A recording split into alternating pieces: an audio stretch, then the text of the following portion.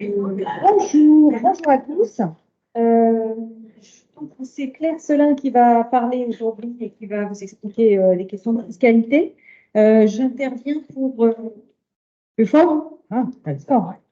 J'interviens juste pour vous dire que le 29 mai, il y a une autre réunion d'information de Swiss Life et moi sur le patrimoine et que vous avez dû recevoir une invitation. Pour ceux qui ne se sont pas inscrits, potentiellement, vous pouvez le faire encore. Et vous avez eu un petit mot là aujourd'hui en rentrant pour vous offrir un bilan patrimonial, puisque dans le cadre du partenariat avec Swiss Life, il vous offre un bilan, donc profitez-en. Et puis, vous êtes les bienvenus à cette réunion du 29. Voilà, est-ce qu'il y avait autre chose que j'oublie, Delphine? Non, c'est bon. Bon, donc je laisse Claire vous présenter la fiscalité pour cette année.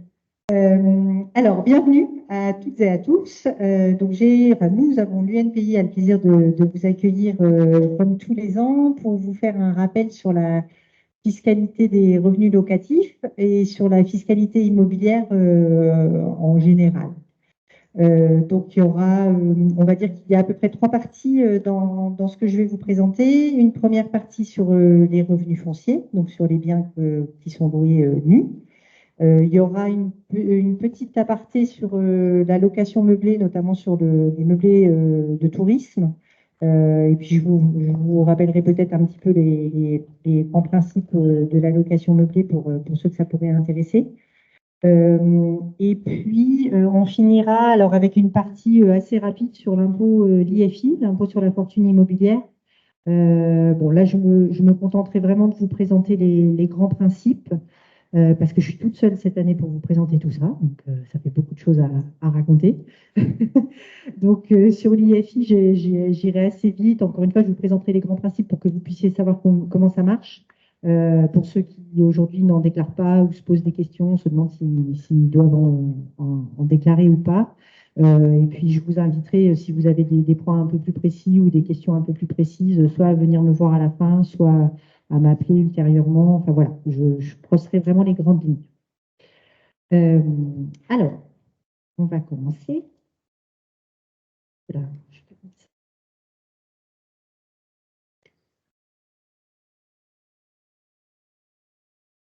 Donc, on va commencer en parlant des revenus fonciers. Donc, les revenus fonciers, ce sont les règles fiscales qui s'appliquent pour les biens que vous louez nus.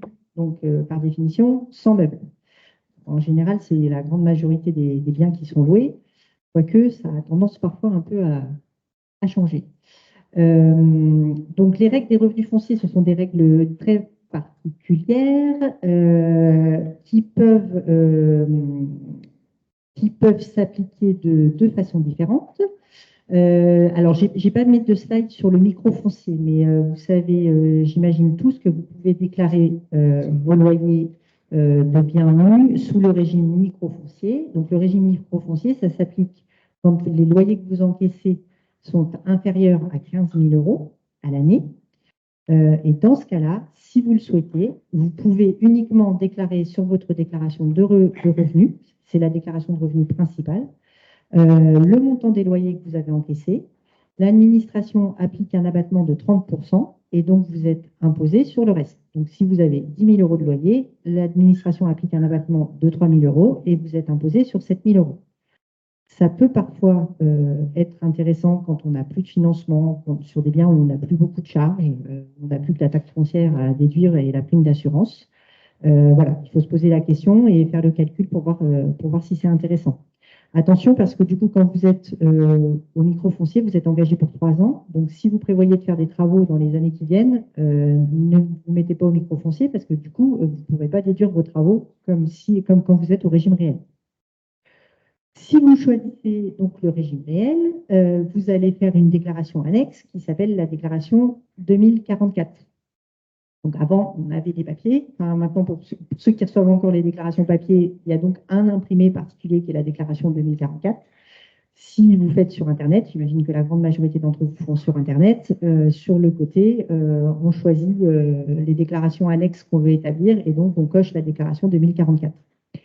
Potentiellement, la déclaration 2044 SPE, quand on a des biens un peu particuliers, alors qui commencent un peu à s'éteindre maintenant, mais des baissons, des robiens, des choses comme ça.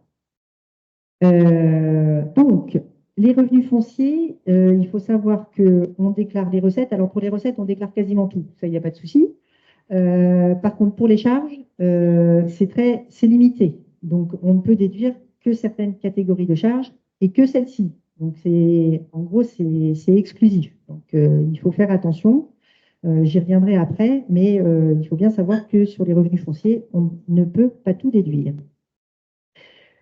L'autre grand principe sur les revenus fonciers, c'est qu'on déclare selon ce qu'on pourrait appeler les recettes et les dépenses, les encaissements et les décaissements. Donc, c'est la date à laquelle la recette vient sur votre compte bancaire ou la date à laquelle vous payez la charge en question, que vous déclarez le produit ou la charge. D'accord? C'est la date d'encaissement ou la date de décaissement qui compte. Donc, pour les loyers, enfin pour les recettes en l'occurrence, il y a une coquille dans mon. Oui. Oui, c'est au cours de l'année 2023, pardon. Ça démarre bien. C'est à la première ligne, il y a une coquille. Oui, c'est ça. Mais c'est que sur la première ligne, pardon. J'ai eu peur parce que je me suis demandé si j'avais pris le. Oui, donc c'est au cours de l'année 2023, pardon. Donc en fait, c'est ce qui a été encaissé au cours de l'année 2023, en tout cas au cours de l'année pour laquelle on déclare. Donc c'est ces recettes-là qui nous intéressent. Donc, ce qui veut dire que s'il y a des loyers qui concernent, par exemple, si le mois de décembre ne vous a pas été payé sur décembre et qu'il est payé sur janvier 2024, eh bien, vous le déclarerez en 2024. D'accord? Par contre, il faut, c'est ce qui est indiqué, hein, justifier économiquement le défaut de perception du loyer. D'accord? C'est-à-dire qu'il ne faut pas s'amuser à dire aux locataires, bon, en décembre, vous ne me payez pas, vous me payerez sur le mois de janvier parce que ça m'arrange pour mes impôts. Ça ne marche pas comme ça. D'accord? Il faut pouvoir démontrer que le locataire avait une difficulté de trésorerie ou enfin voilà, que le décalage de l'encaissement était justifié. Et donc, ça peut parfois amener des décalages assez importants. J'ai eu plusieurs appels dernièrement sur des arriérés de loyer qui étaient encaissés 1 an ou 2 ans après suite à des actions d'huissier ou des choses comme ça. Donc, effectivement, ça suppose au moment où on les encaisse qu'on les déclare, même si c'est beaucoup plus tard. Alors, qu'est-ce qu'on prend en compte comme recette? Bon, en fait, en gros, et de manière évidemment pas évidente, les loyers, les fermages, et puis aussi d'autres recettes qui peuvent arriver. Alors, des revenus accessoires, donc par exemple les locations du droit d'affichage, droit de chasse, droit de pêche, les concessions de droit d'exploitation des carrières. Je ne sais pas si vous avez ça, mais des dépenses qui incombent aux bailleurs mais qui ont été prises en charge par les locataires, des dépenses qui incombent normalement aux bailleurs et qui ont été prises en charge par les locataires. Certaines recettes exceptionnelles, alors ça peut arriver par exemple, mais un droit d'entrée, un pas de porte, effectivement ça se déclare. Et puis potentiellement des avantages en nature qui étaient stipulés au bail. Bon, en général, on déclare plus. 90-95% des cas, on déclare des loyers et des fermages. Et donc, je le redis, quand on parle de loyer, c'est un loyer hors charge. D'accord? Donc, si vous encaissez 450 € de loyer, dont 50 € de provision sur charge, vous déclarez 400 €. On ne déclare pas les provisions sur charge, ce n'est pas une recette, puisque c'est un remboursement de charges qui sont dues par le locataire. On en reparlera à l'occasion des charges de copropriété.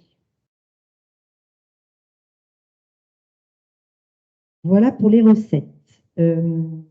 Pour ce qui est des charges, donc là, pas de coquille, donc c'est bien ce qui est indiqué. Les frais et charges à déduire en 2023 sont ceux qui ont effectivement été payés au cours de l'année 2023, quelle que soit la période à laquelle ils se rapportent.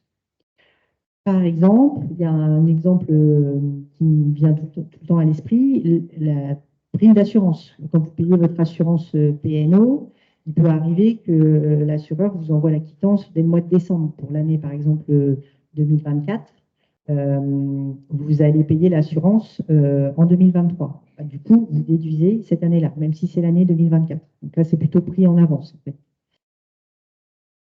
Donc, c'est bien le moment où on paye. Pas le délai. Quand on est à cheval, par exemple, d'avril à avril. C'est au moment où on paye. Voilà, par exemple, ça c'est un exemple qu'on voit aussi souvent. Ça peut être décalé, donc on fait pas de coupure, on fait pas de prorata. C'est le moment où je le paye, je le déduis. Alors, je ne vais pas les faire dans l'ordre qui est indiqué ici. Les dépenses d'entretien et de réparation, d'amélioration, on en parlera après, parce que c'est un sujet. Le deuxième point aussi. Alors, on va commencer par les frais de gestion. Donc, les frais de gestion, il y a deux lignes, en fait, dans la déclaration 2044. Il y a les frais de gestion et autres frais de gestion. Donc, autres frais de gestion, c'est 20 euros. C'est un forfait, 20 euros par bien. Donc, si vous avez 4 appartements, c'est 80 euros. D'accord? Les autres frais de gestion, comme ça l'indique, c'est tout ce qui n'est pas des frais de gestion qu'on met sur la ligne du dessus. Et donc, la ligne du dessus, qui sont les frais de gestion, ça inclut les honoraires qui sont versés, par exemple, aux agences. Quand vous avez une agence qui gère vos biens et qu'elle vous facture des honoraires de gestion, vous les déduisez à cet endroit-là. Quand vous avez un expert comptable qui fait votre déclaration de revenus, ces honoraires, vous les déduisez là, la déclaration de revenus fonciers. Quand vous payez votre cotisation à l'UNPI, vous la déduisez là. Quand vous avez un gardien dans un immeuble, une gardienne, ça devient de plus en plus rare, mais en tout cas, c'est sur cette ligne-là que vous la déduisez. Donc, les frais de gestion, la première ligne, les frais de gestion sur la déclaration 2044, c'est vraiment des frais de gestion limitativement énumérés. Les frais, voilà, j'allais dire, j'étais en train de dire les frais d'huissier. Quand vous avez des frais d'huissier, des frais de rédaction de bail, voilà, tout ça, vous le déduisez là. Par contre, si vous achetez une imprimante pour imprimer vos quittances, si vous achetez des cartouches pour mettre dans votre imprimante, si vous achetez des timbres pour envoyer vos quittances, vos courriers, tout ça, c'est dans les 20 euros. Tout le reste, c'est dans les 20 euros. Et les diagnostics aussi sont dans les frais de gestion. Les DPE, frais de gestion. Oui. Donc les 20 euros, ils servent à beaucoup de choses. Ils sont petits, mais ils incluent beaucoup de choses. S'il y a des frais d'imprimante, c'est pareil, c'est dans les 20 euros. Sur le fermage aussi, moi je les mets. Après, ça ne coûte rien de les mettre. Hein. Vous le... Par contre, multipliez les 20 euros par le nombre de biens. Et quand je dis biens, c'est appartements. Donc, si vous avez un immeuble avec 4 ou 5 appartements, c'est 5 fois 20. Oui. DPE, ce n'est pas dans les 20 euros. Donc, vous pouvez le déduire pour le montant réel. Et la cotisation de l'UNPI, n'oubliez pas aussi, elle se déduit dans les frais de gestion.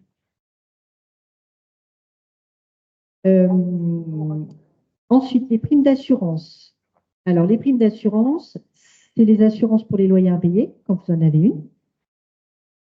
C'est l'assurance PNO, j'en parlais tout à l'heure, que vous payez pour vos appartements. Et c'est les assurances sur les emprunts. Donc, quand vous avez un emprunt avec une assurance, non, je vous dis une bêtise, pardon, on met dans les intérêts de... Quand je vous dis que je suis fatiguée, non, on en parle après. Donc, c'est PNO et loyer impayé, essentiellement. Les impositions. Alors, on dit certaines impositions parce qu'effectivement, on ne peut pas tout déduire. On déduit la taxe foncière, sauf si elle est facturée au locataire. Par exemple, dans le cas d'un local commercial, en général, dans les baux commerciaux, il est prévu de refacturer la taxe foncière. Donc, dans ce cas-là, on ne la déduit pas. Alors, du coup, on ne déclare pas le remboursement de la taxe foncière et on ne déduit pas la taxe foncière. Si on déduit la taxe foncière, on enlève la taxe d'ordure ménagère, puisque la taxe d'ordure ménagère, elle est récupérée sur le locataire. Donc, on déduit, alors, je ne sais pas si vous voyez votre avis de taxe foncière, mais en haut, vous avez une colonne avec tous les gens qui prennent un petit pourcentage pour la taxe foncière. Et ben, il y a un petit pourcentage chez la taxe d'ordure ménagère, la colonne qui est un peu au milieu. Là. Donc, ça, on l'enlève, on ne peut pas la déduire, puisqu'elle est récupérable sur le locataire. Par la copropriété, c'est-à-dire que j'ai payé pour la copropriété. Est-ce que je la déduis comme c'était au paiement? Comment ça, vous l'avez payé pour la copropriété? J'ai avancé, il y avait des frais il y a une taxe foncière pour la copropriété. Ah oui, mais ça, c'est dans les frais de copropriété, du coup. Donc, c'est moi qui l'ai payé, par contre. Je ne suis pas parti. La copropriété va me le rembourser après en 2024. Ça vous rembourse, vous déduisez. Mais pas que dans un an. Oui, mais peu importe, on considère que du coup, ce n'est pas à votre charge, donc on ne déduit pas. Bon, alors je passe rapidement. Effectivement, on déduit les indemnités d'éviction et frais de relogement. Ça peut arriver de temps à autre, mais c'est quand même assez rare. On déduit les dépenses qui sont acquittées pour le compte des locataires. Et on déduit les provisions. Alors, on déduit les charges, les fameuses charges de copropriété, ce qu'on appelle les charges de syndic. Comment ça marche? Votre syndic, tous les trimestres, en général, il vous appelle un appel de fonds. Vous avez un appel de fonds trimestriel qui tombe 250 € tous les trimestres. Ça, alors, quand vous regarderez la déclaration 2044, c'est pareil, il y a 2 lignes pour les charges de copropriété. Sur la première ligne, donc, vous déduisez les appels de fonds que vous avez versés dans l'année. Donc, je reviens sur mes 250 €. Si vous avez eu 4 appels de fonds de 250 €, déduisez 1 000 €, 4 fois 250. Vous ne vous préoccupez pas de savoir si c'est charge locative, charge de propriétaire, peu importe, vous déduisez les appels de fonds. Par contre, vous enlevez la partie qui correspond au fonds Allure. Je pense qu'il y en a certains d'entre vous qui, dans leur provision, enfin leur appel de fonds, ont une petite quote-part qui correspond au fonds Allure. Je rappelle que le fonds Allure, en fait, c'est une espèce de réserve que fait la copropriété pour payer des travaux plus tard. Oui. Alors, attendez, je n'ai pas fini. Je vais y revenir après. Donc, on enlève la partie du fonds Allure parce que ça, c'est une espèce de réserve qu'on met de côté. Donc, ce n'est pas vraiment une charge en tant que telle. La charge, elle arrivera le jour où on fera les travaux. Et puis, donc le syndic vous envoie ses appels de fonds tous les trimestres. Et puis, une fois par an, il vous envoie le PV de l'Assemblée générale et avec, ils envoient le récapitulatif des charges pour toute l'année. Ce récapitulatif des charges, ils vous mettent charges générales, électricité, chauffage, voilà, tout ça. Et puis, au bout, en général, vous avez 3 colonnes. Vous avez le total des charges, vous avez une colonne TVA, qui ne vous sert pas dans la plupart des cas, parce que vous n'êtes pas concerné par la TVA. Quoique, j'en dirai peut-être un petit mot après. Et puis, vous avez une dernière colonne qui est marquée don locataire, don locatif, don récupérable sur les locataires, voilà, plein de termes différents. Ça, c'est la partie, du coup, que vous allez récupérer sur vos locataires. Donc, quand vous avez des provisions sur charge, vous allez prendre cette colonne don récupérable sur les locataires, vous allez avoir un total, c'est ça, que vous refacturez à vos locataires. C'est là où vous allez faire la balance entre les provisions et puis les charges réelles du locataire. Qu'est-ce que vous allez faire quand vous allez faire votre déclaration de revenus? Vous allez prendre ce récapitulatif de charges, vous allez prendre le total de charges, qui est vraiment le total de toutes les charges de la copropriété. Vous allez enlever la part du locataire, puisque ça, ce n'est pas à votre charge. Ce n'est pas vous qui le payez, au bout du bout, c'est le locataire. Vous pouvez le déduire. Donc, vous allez enlever ça du total des charges. Il ne va donc vous rester que les charges qui vous concernent, vous, en tant que propriétaire. Et vous allez déduire les appels de fonds que vous avez déduits l'année d'avant, puisqu'on a toujours une année de décalage. Imaginons, on est en 2023. En 2022, on a déduit nos 1 000 €. On a déduit nos 4 fois 250 d'appels de fonds. D'accord? En 2023 se tient l'AG de la copropriété et vous recevez le décompte de charge. Mais c'est le décompte de charge de l'année 2022. D'accord? Puisqu'on on le fait en général en mai, juin, quand l'Assemblée générale a lieu. Donc, sur ce décompte de charges 2022, vous avez la totalité des charges 2022. Vous enlevez les charges récupérables sur le locataire qui concernent 2022. Imaginons que ça vous fasse 1 000 € au total, moins 500 récupérables sur le locataire. Il va vous rester 500 à votre charge pour l'année 2022. Vous allez enlever les 1 000 € que vous aviez déduits l'année dernière. Il va rester 500. Et ces 500, vous allez les porter sur la deuxième ligne de la déclaration 2044, qui concerne la régularisation des charges de copropriété. Et vous remarquerez que cette ligne-là, vous ne mettez pas de signe, vous mettez 500 €, mais en fait, elle va venir se mettre en moins, puisque Comme vous l'avez compris, l'année d'avant, on a déclaré trop, puisqu'on a tout déclaré, les appels de fonds, sans se préoccuper de savoir si c'était du locatif ou du propriétaire. Donc en fait, ça va venir se mettre en moins et ça va venir régulariser le montant qu'on avait déclaré l'année précédente. Et rebelote 2023, on va déclarer tous nos appels de fonds 2023 et l'année suivante, on aura la régularisation. Est-ce que c'est bien clair pour tout le monde? Je ne vous ai pas perdu. Un jour, j'amènerai un tableau, je pense. Il me faudra un tableau avec un Véleda. Je reviens quand même rapidement sur la TVA, parce que je vous ai dit que vous n'étiez pas concerné par la TVA. Alors, ça peut arriver quand même si on a un local commercial. Donc, dans ce cas-là, il faut tenir compte de la TVA. Mais je ne vais pas vous embrouiller plus. Est-ce que vous avez bien compris ce que je vous ai expliqué?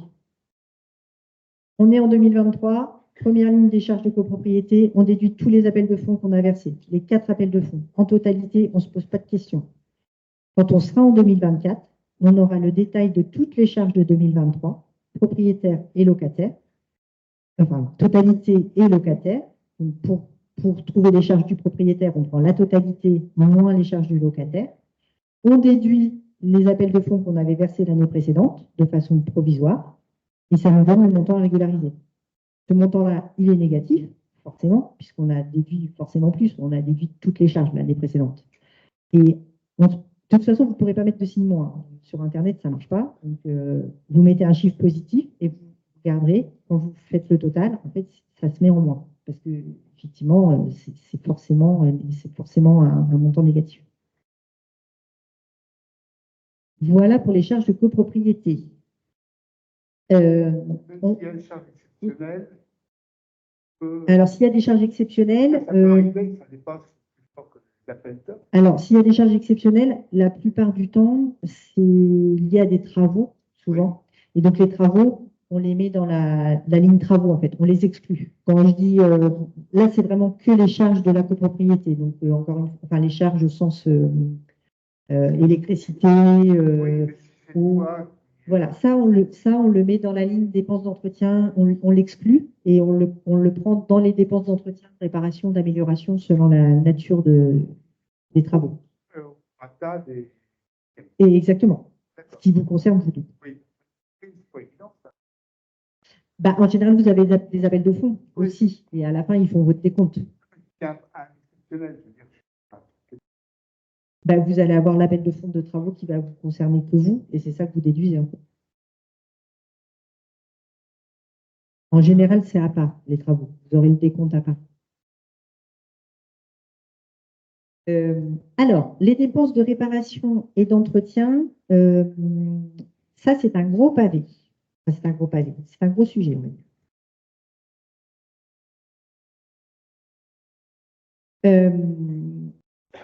Alors, ce qui est important, alors ce que je dis à chaque fois, c'est que là, je vous donne sur cette partie-là, je vous donne des grandes lignes, je vous donne les grands principes. C'est un sujet très fourni. C'est un sujet très fourni en jurisprudence, notamment. Donc, si votre ballon d'eau chaude lâche, ou que vous changez les fenêtres, ou que vous mettez un coup de peinture, bon, ne posez pas de questions. Par contre, si vous faites 100 000 euros ou 50 000 euros de travaux dans un appartement, il faut se poser des questions. Il faut se poser des... Alors, et si en plus vous avez très, très, très envie de les déduire, parce que vraiment financièrement, sinon ça va être compliqué, ou c'est vraiment dans votre plan, dans votre stratégie, avant de faire les travaux, vous allez voir soit un expert comptable, soit un avocat fiscaliste, et vous lui posez la question. Et vous lui dites, monsieur, madame, j'ai prévu de faire 100 000 euros de travaux dans cet appartement, est-ce que je peux les déduire ou pas?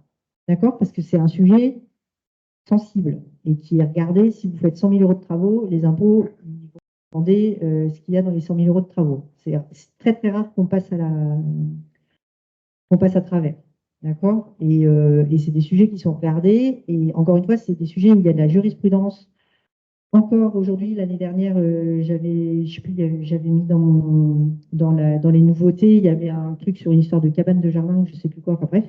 Donc il y en a tout le temps, tous les ans, donc il faut vraiment être vigilant sur ces points-là.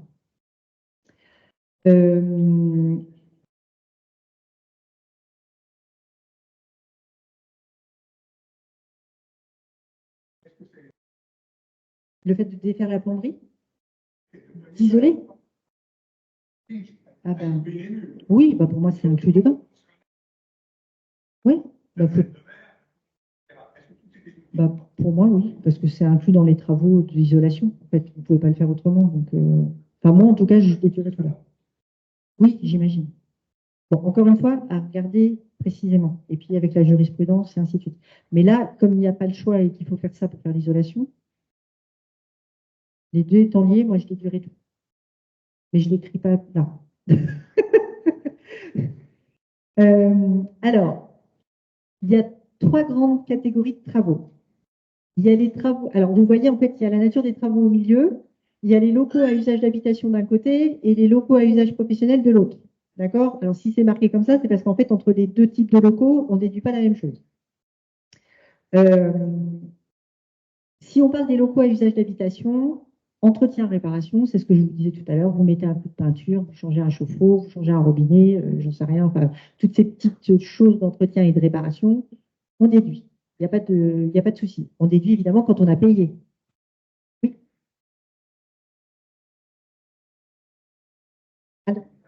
Ah, les achats, oui. Oui. Oui. Oui. Oui. Euh, et on peut même déduire, je crois que je l'avais dit une année, je ne crois pas dire de bêtises, si l'appartement est éloigné, enfin, je dis l'appartement, mais si le bien est éloigné de votre domicile, vous pouvez déduire les kilomètres que vous faites pour y aller et gérer les travaux. Je ne crois pas dire de bêtises en disant ça.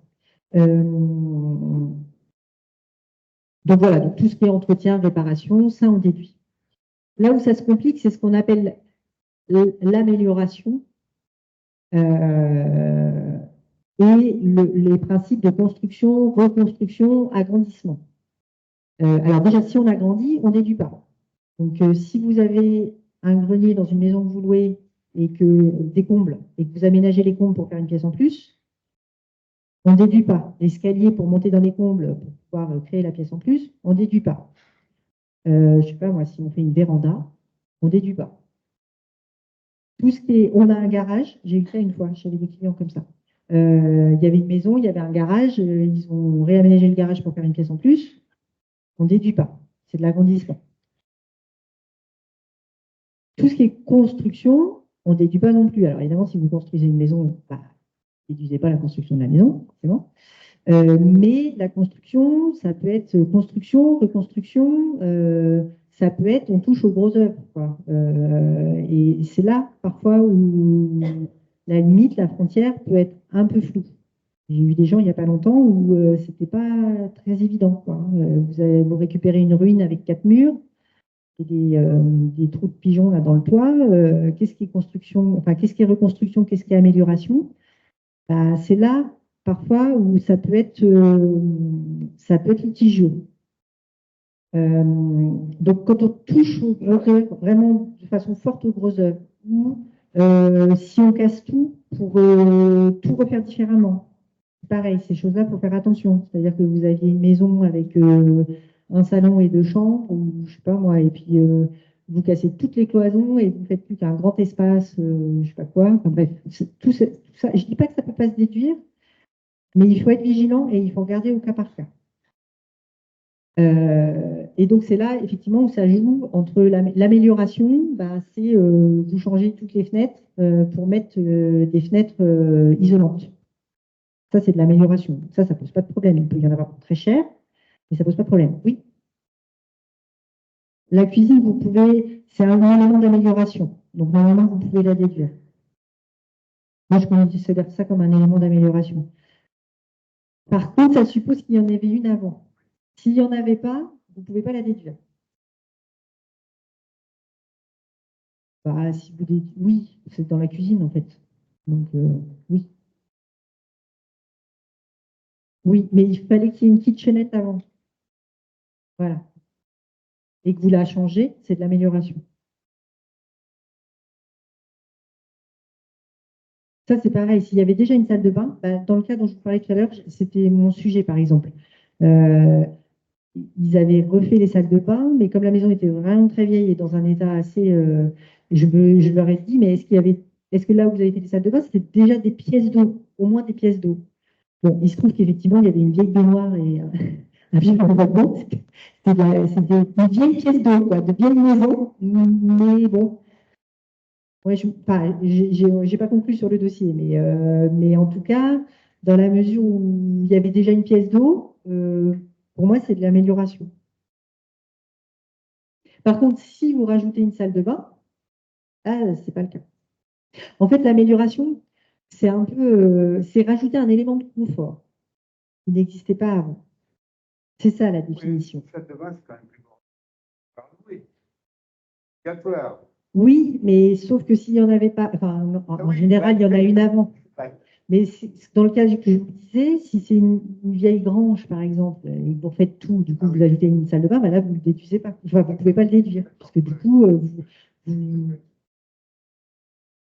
Ah, si c'est dans la maison, oui. S'il y avait une pièce d'eau avant, et que même si elle était pour moi, vous la déduisez. Sans une salle d'eau, je suis d'accord. Mais par contre, si vous achetez une grange qui n'est pas une maison et que vous faites tout dedans, vous n'allez pas déduire. Parce que ça n'est pas une habitation. On est d'accord. Oui, oui, oui, je suis d'accord.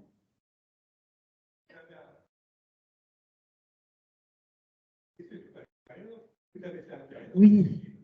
Mais bon, le WC, il ne me fait pas très peur parce qu'il ne va pas coûter très cher. Après, il y a aussi une part de. Il faut faire tout à l'égout et tout ça. Bah, là, par exemple, ça peut poser souci. Les pompes dans le bas.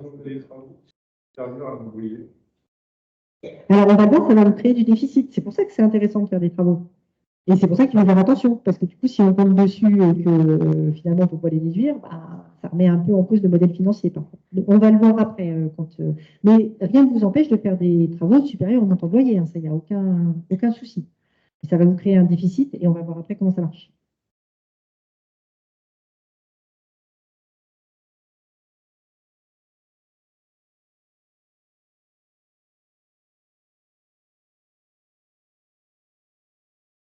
Moi, je dirais oui.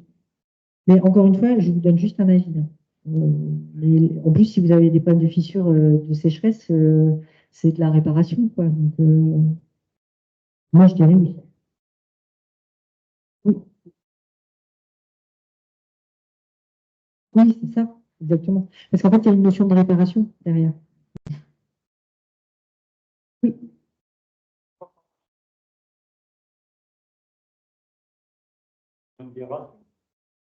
C'est-à-dire un hôtel que vous transformez en logement, mais ça reste un hôtel. Enfin, un hôtel, c'est pas du revenu foncier, du coup, c'est de l'hôtellerie. Un hôtel, c'est de l'hôtellerie. Enfin, c'est pas du tout ce régime fiscal-là, en fait. Après, si vous avez un hôtel, ça fonctionne pas pareil.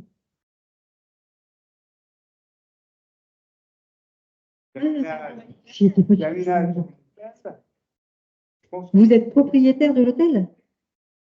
Des locaux, des murs. Des murs de l'hôtel. Mais là, vous êtes dans les locaux à usage professionnel. Donc à mon avis, non. Vous ne pouvez pas déduire. C'est à lui de le faire. Et vous ne pouvez pas le déduire. Enfin, en tout cas, si c'est vous qui le faites, c'est pas vous qui déduirez.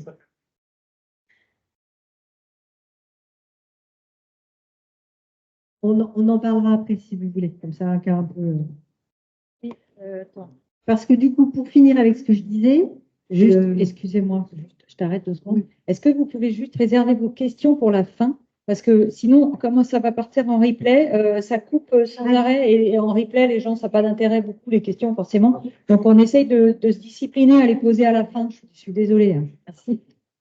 Alors, je finis du coup pour les travaux.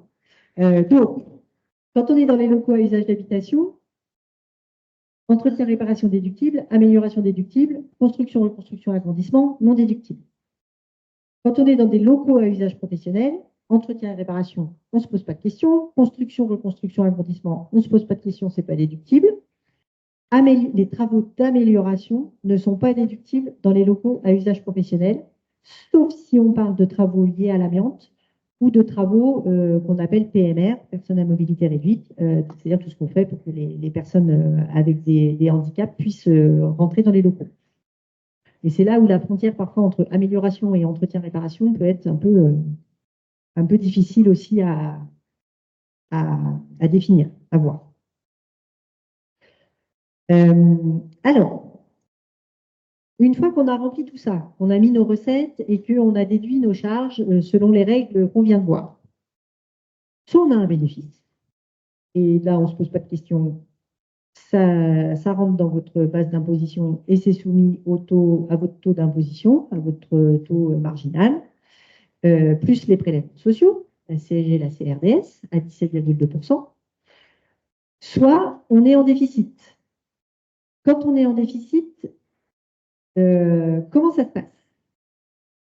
On peut déduire sur nos autres revenus, sur notre revenu global, les déficits fonciers qui sont générés dans la limite annuelle de 10 700 €. Ne me demandez pas pourquoi les 700 €. D'ailleurs, c'est un montant qui n'a pas changé depuis enfin, plus que ça, même, je pense. Depuis au moins 30 ans, je dirais. L'inflation n'a aucun impact sur la limite des déductions. Oui, mais ça vient du montant en francs qui avait été converti. Oui, ça fait super longtemps. Alors, les déficits fonciers résultant de dépenses autres que les intérêts d'emprunt s'imputent sur le revenu global dans la limite annuelle de 10 700 €. Il y a un exemple chiffré après, je vous expliquerai.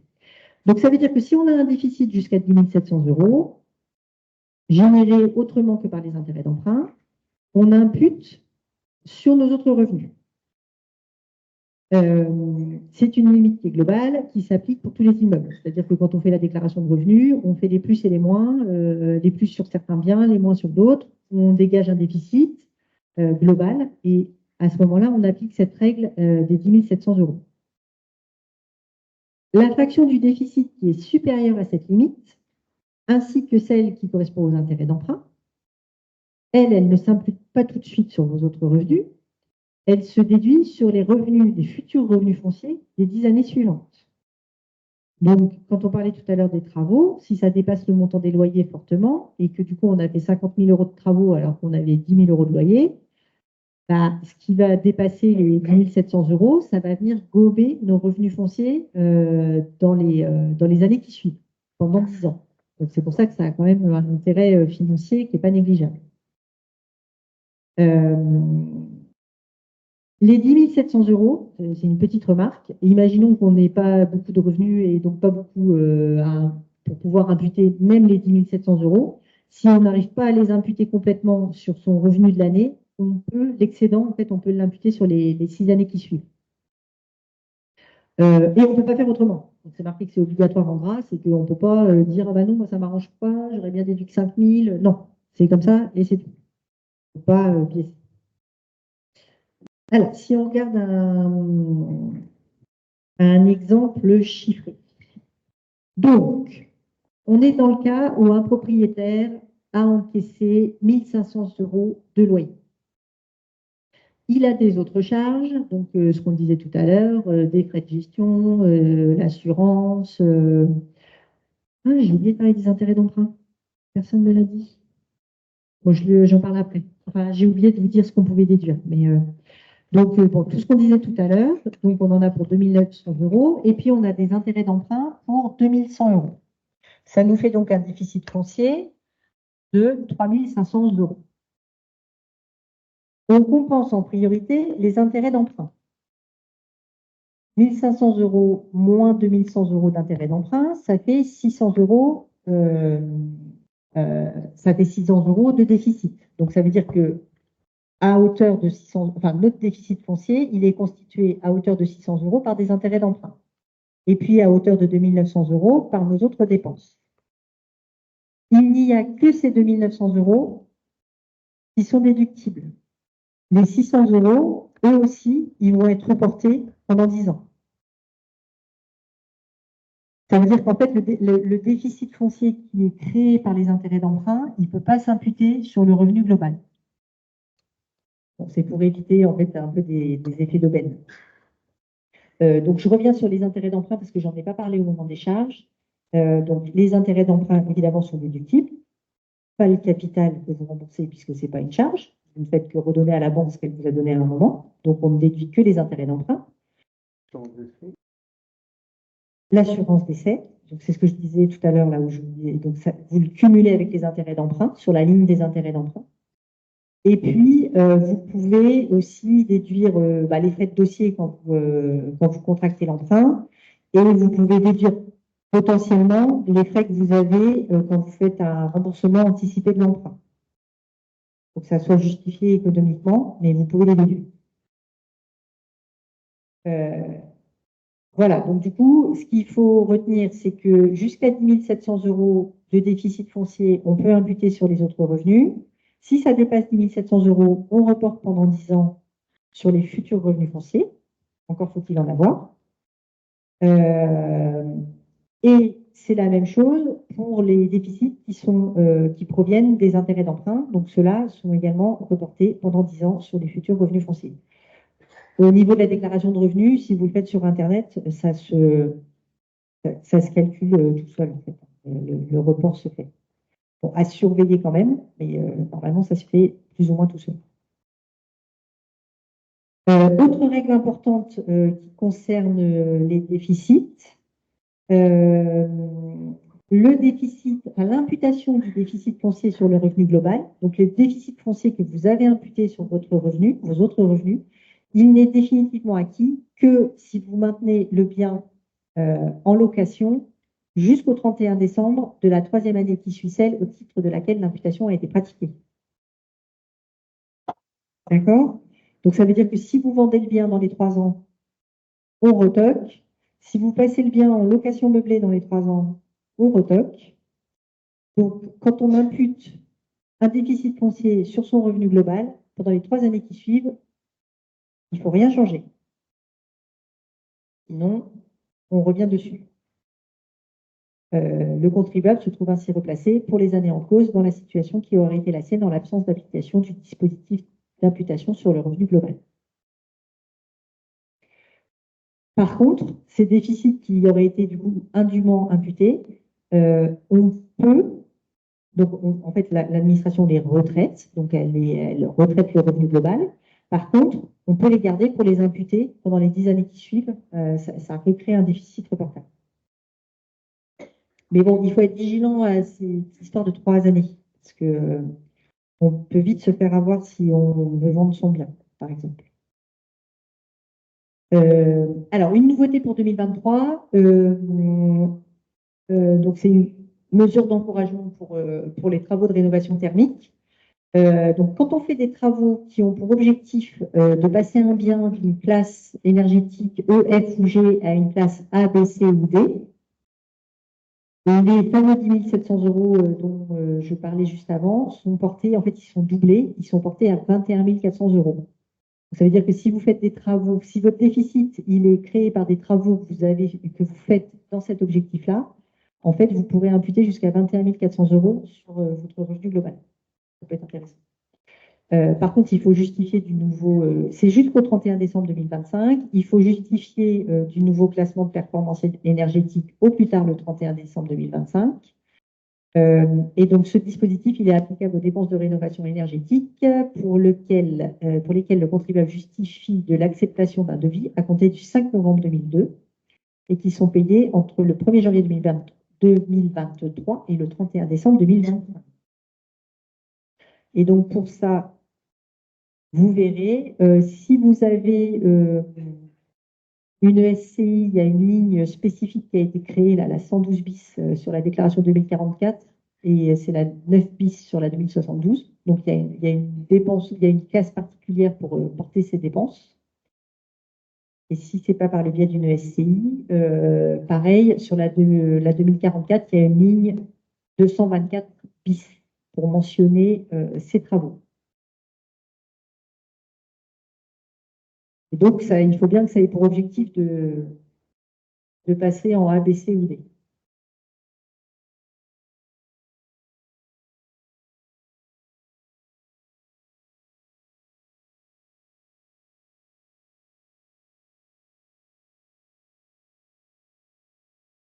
Les travaux.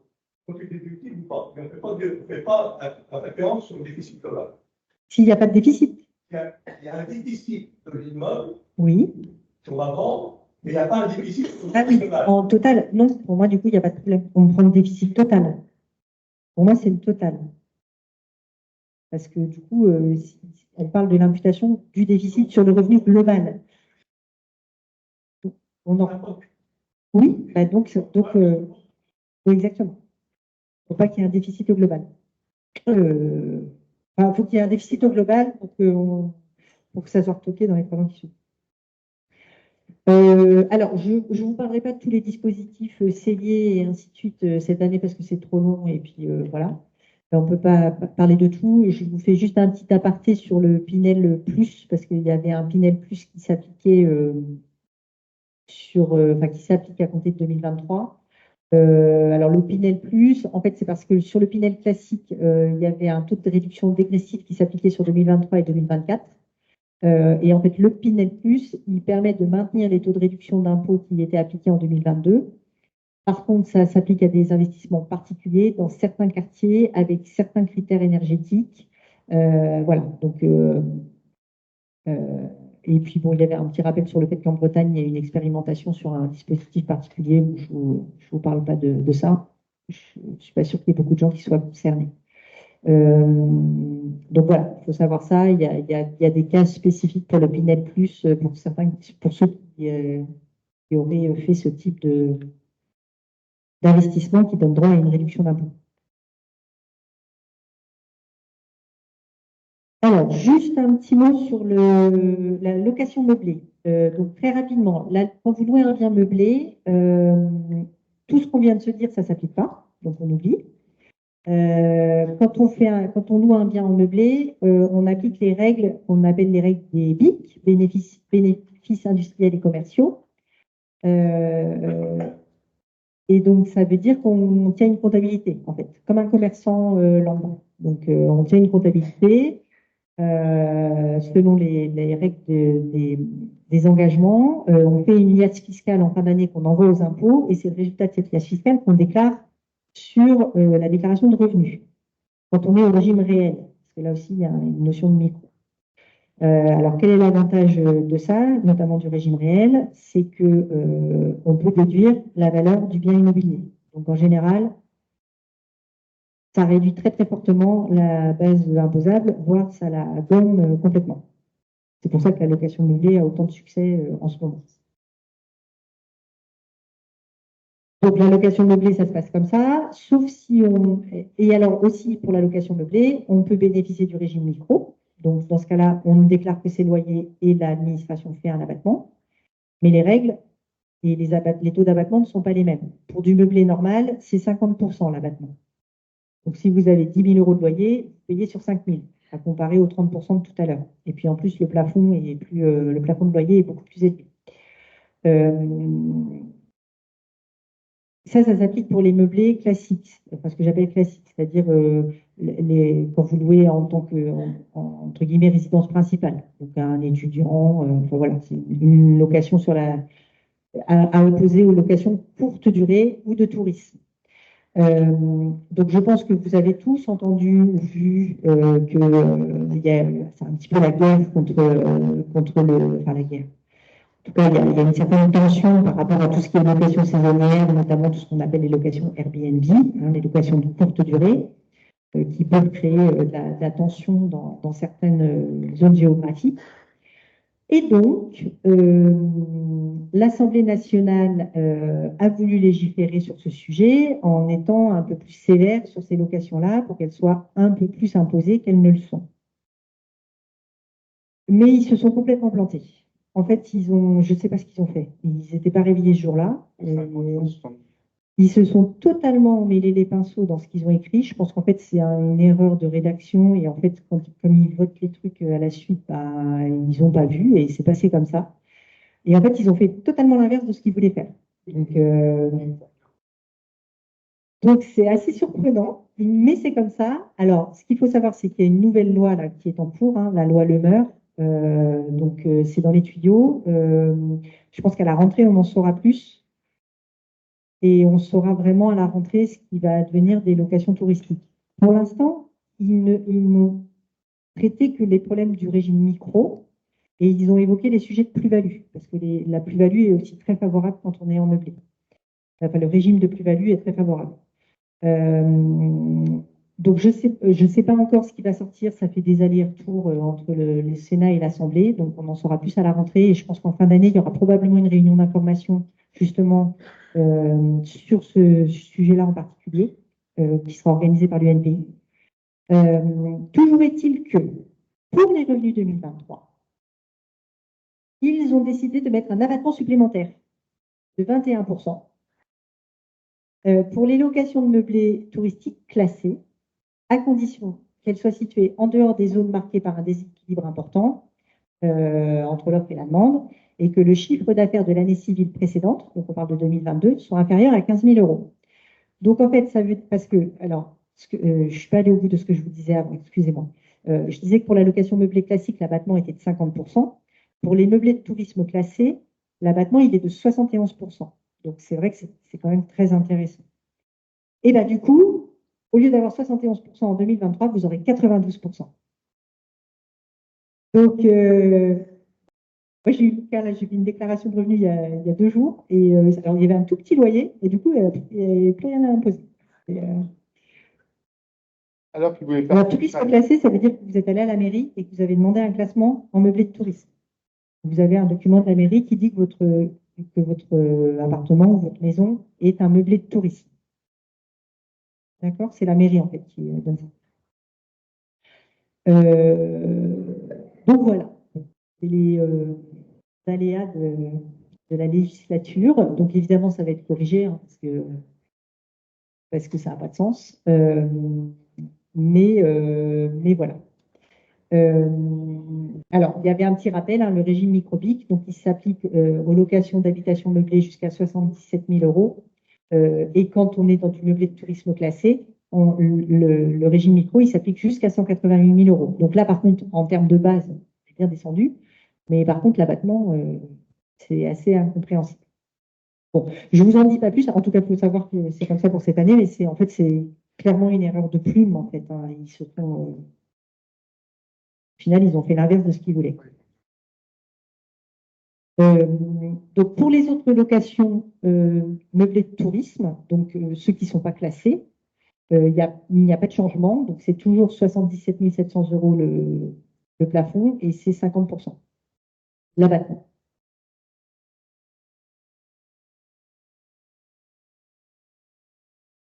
Voilà, donc c'est ce que je vous disais, il y a une proposition de loi qui est en cours et donc on va voir ce qu'il en ressort. Parce qu'il parlait quand même de toucher au calcul de plus-value.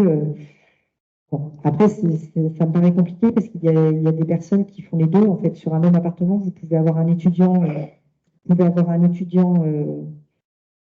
à l'année scolaire et puis faire du tourisme les 2 mois d'été. À Tours, ça se fait beaucoup. Enfin, moi, j'ai beaucoup de clients qui font ça.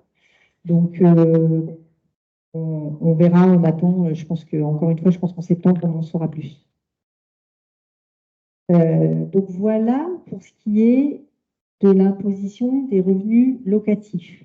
Alors, je ne vous demande pas si vous avez des questions. Si j'ai bien compris, ça sera là. Ça sera à la fin.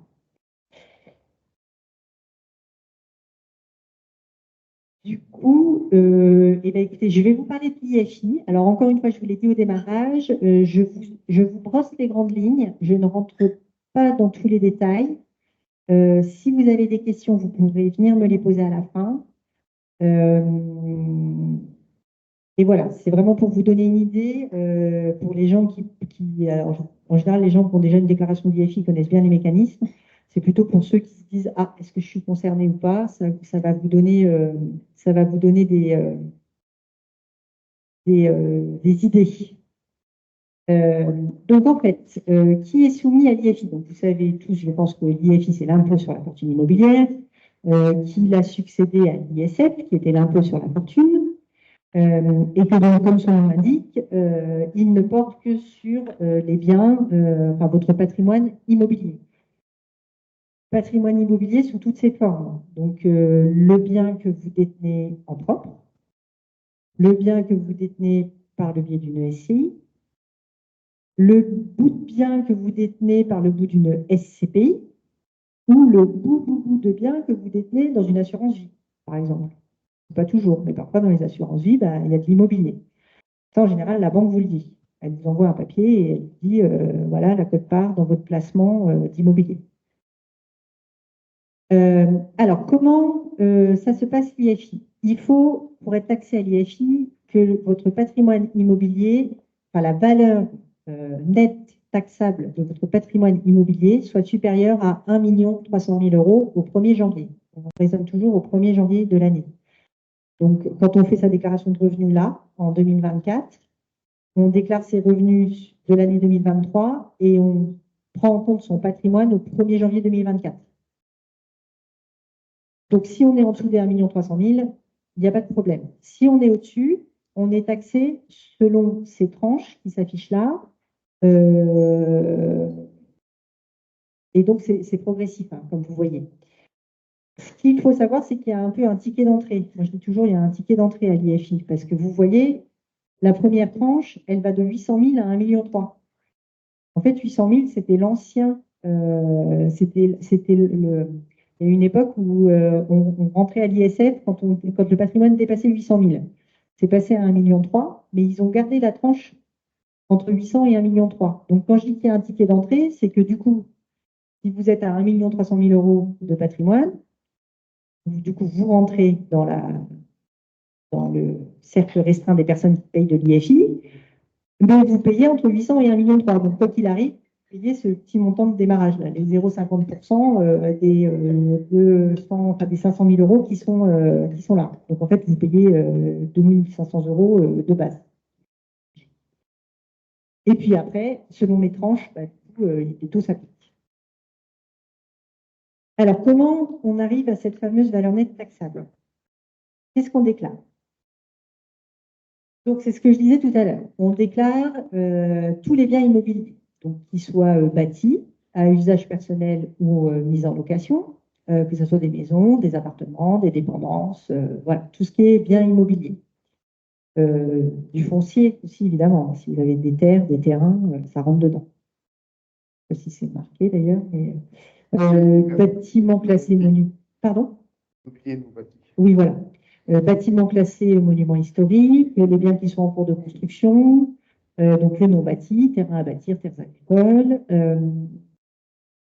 les biens immobiliers ou fractions de biens immobiliers représentés par des parts de sociétés immobilières, c'est ce que je disais tout à l'heure, ou des droits immobiliers, notamment l'usufruit. Je reviendrai après rapidement dessus, mais c'est l'usufruitier qui déclare l'immobilier, ce n'est pas le nu propriétaire. Le foyer fiscal, au niveau de l'IFI, il est différent de l'impôt sur le revenu. Donc, le foyer fiscal, bah, c'est soit une personne qui vit seule, hein, soit célibataire, veuve, divorcée, séparée, ou c'est deux personnes qui vivent en couple. Et il y a une notion de concubinage, d'union libre dans l'IFI.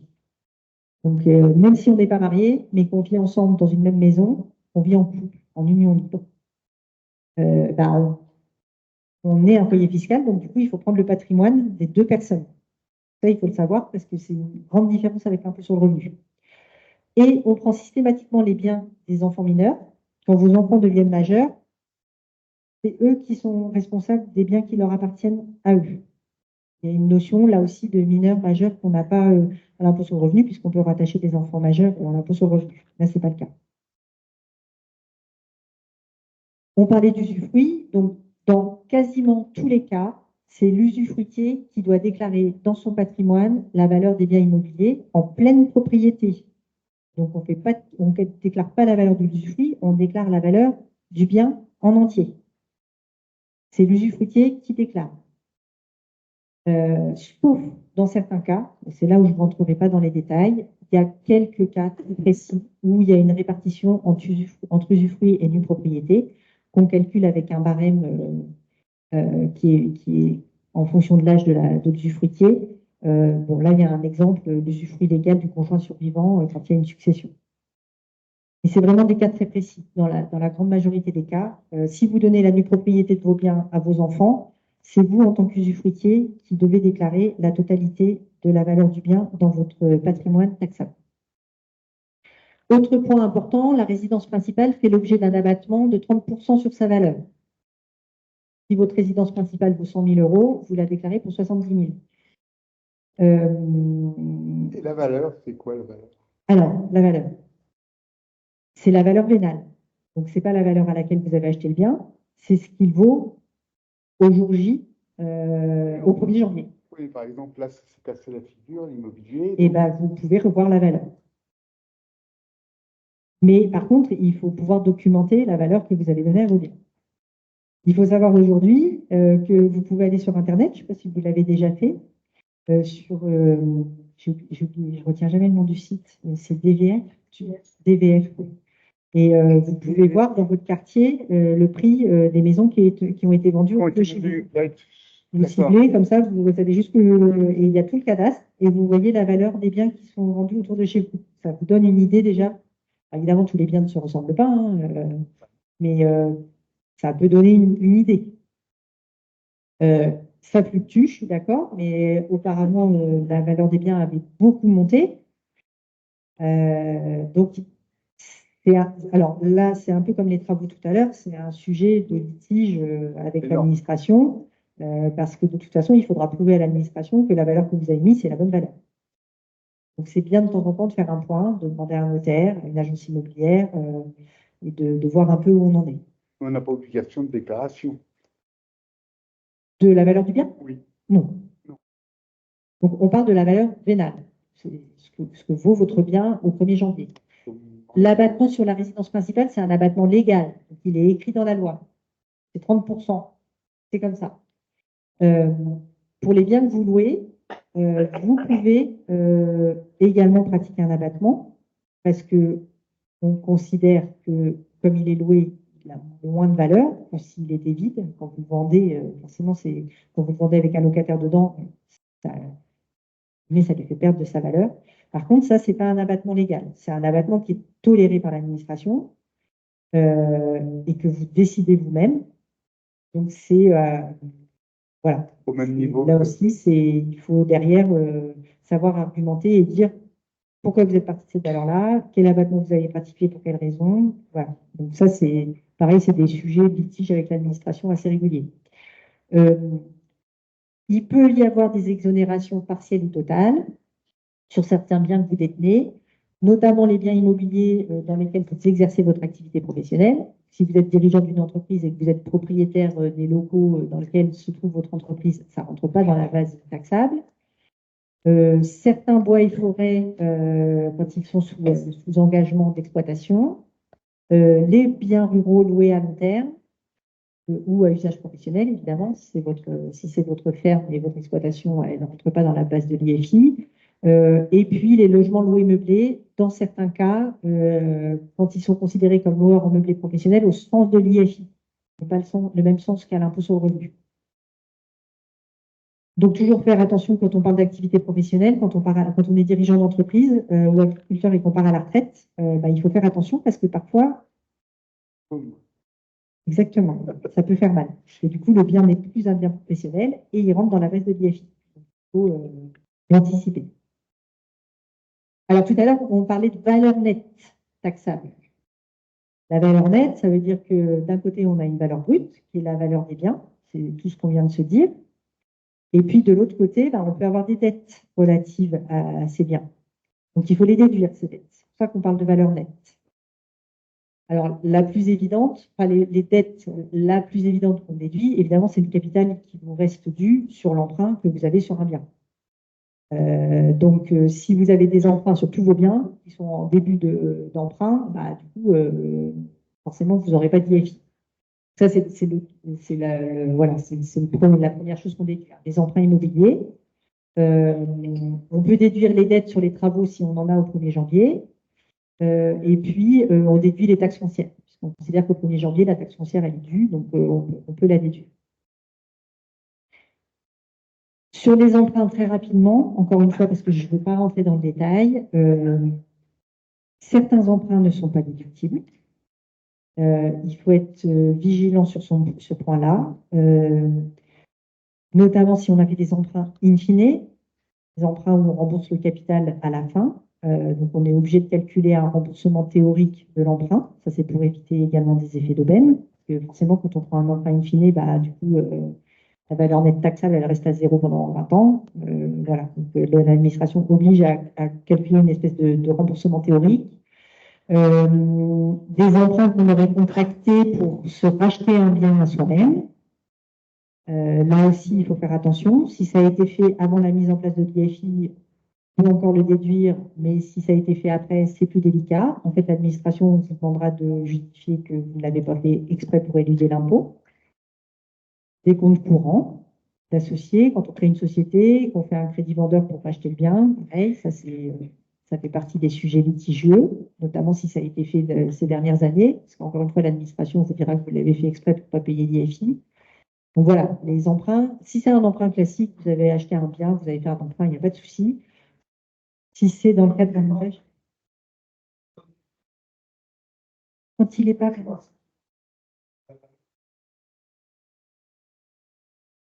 Peut-être, peut-être, peut-être, peut-être. Bon, en tout cas, ce qu'il faut retenir, c'est que si vous avez acheté un bien, vous avez fait un emprunt, il n'y a pas de problème, vous mettez le capital restant dû au 1er janvier. Si vous avez fait des montages un petit peu plus compliqués, il faut être vigilant.